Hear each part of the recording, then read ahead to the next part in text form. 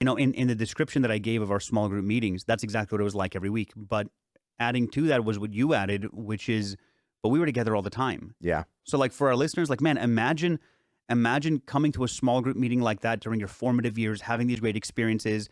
And then we would go running afterwards, and then we go to Safeway and buy a bunch of like food and stuff, and then cook it up at my dad's house until like 2 a.m. And the next day people would be at college or work or whatever.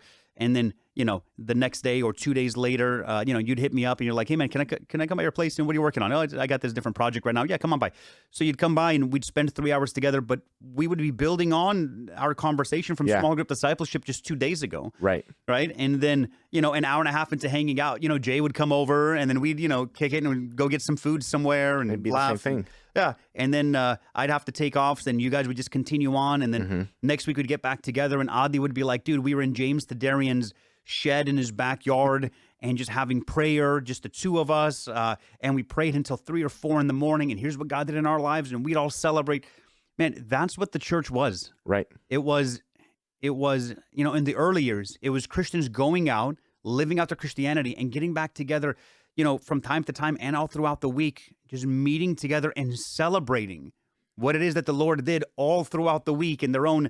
We paired off just 2 of us, came back together with the whole group and told them what happened and testified and bore witness to what we experienced. And we went back out